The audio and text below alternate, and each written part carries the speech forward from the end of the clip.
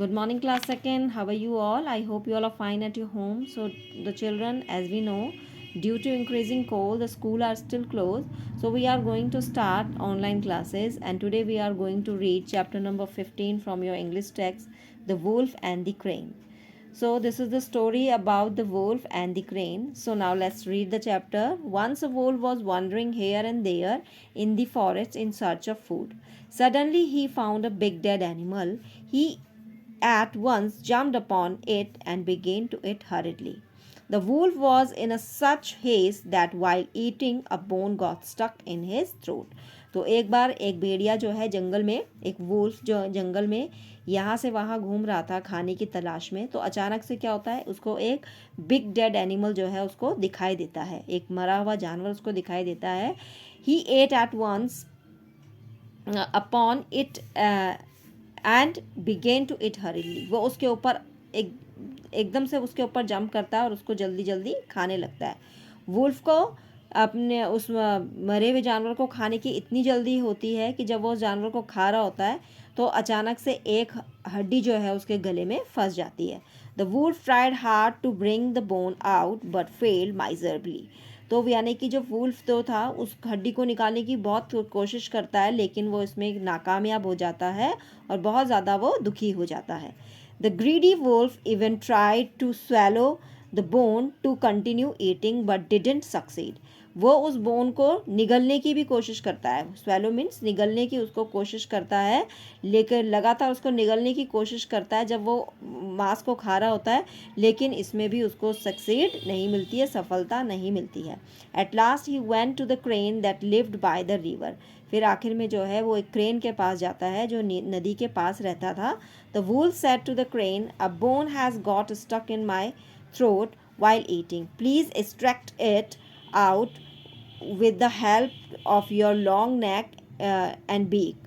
तो जो है वो उससे क्या रिक्वेस्ट करता है, उसको कहता है कि मेरे गले में जो है एक हड्डी जो है फंस गई है, तो वो क्या करे, उस हड्डी को उसके गले से बाहर निकाले. प्लीज़ एक्सट्रैक्ट मतलब पुल आउट, यानी कि बाहर की तरफ निकालना. तो वो क्या करे कि उस हड्डी को जो है उसके गले से बाहर निकाल दे अपने लॉन्ग नेक और बीक की हेल्प से. You will be well paid for this obligation. वो कहता है कि वो इस मदद के लिए, ऑब्लिगेशन इस मदद के लिए वो क्या करेगा, उसको पेड करेगा, यानी उसको कुछ भी इनाम वो देगा. The crane agreed. He inserted his long beak inside the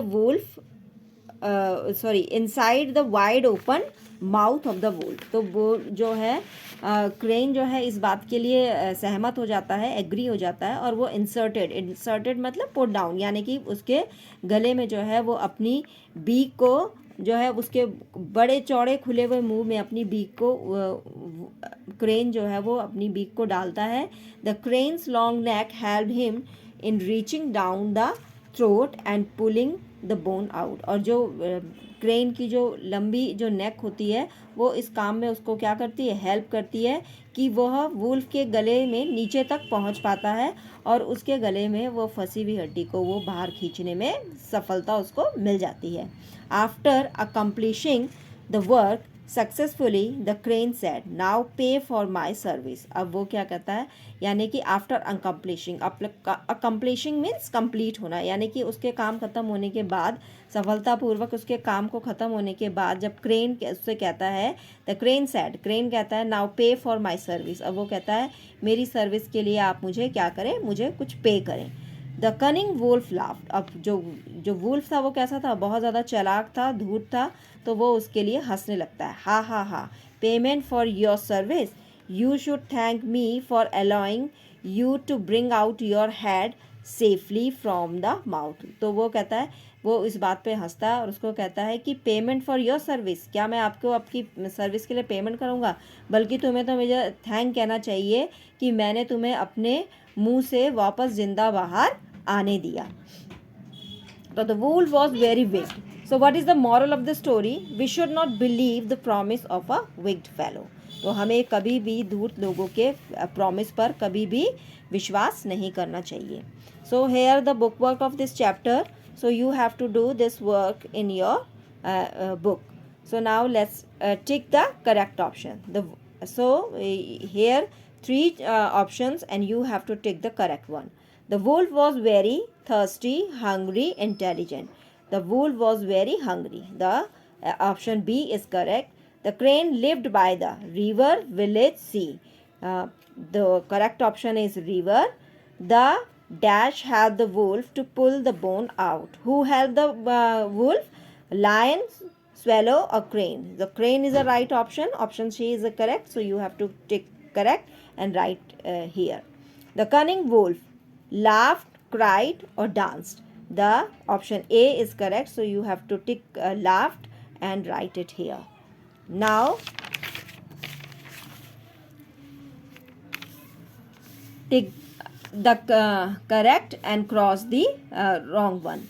So the wolf found a big piece of bread. This is true or false? This is false. So you have to cross here. आप यहाँ पे cross करेंगे. A bone got stuck in the throat of wolf. Yes, this is right. So you have to tick right here.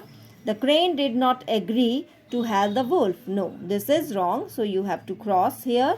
The cunning wolf did not thank the crane. And this is right there. So you have to tick right here. And now here the question answers and word meaning from your story.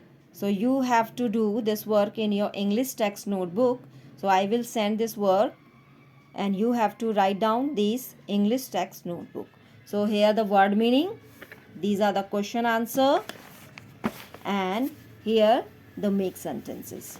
Okay, so now haste it means hurry, यानी कि बहुत जल्दी में होना. Stuck it means fastened and fixed, यानी किसी चीज का अटक जाना. Abstract to draw out, यानी कि बाहर की तरफ निकालना. Obligation मतलब duty or work. Inserted put in. Accomplishing it means completing. Now here the question answer. Why was the wolf in haste while eating? The wolf was in haste while eating because he was very hungry. वो खाने वक्त इसलिए जल्दी पे था क्योंकि वो बहुत ज़्यादा भूखा था. What did the wolf say to the crane? क्या wolf ने crane से क्या कहा? The wolf said to the crane to pull the out bone from his throat. अपने गले से हड्डी बाहर निकालने के लिए wolf ने crane को कहा. How did the crane help the wolf? किस तरीके से crane ने wolf की help करी? The crane helped the wolf to pull the bone out, यानी कि उसके भेड़िए के गले में फंसी हड्डी को बाहर निकालने में क्रेन ने जो है उसकी हेल्प करी.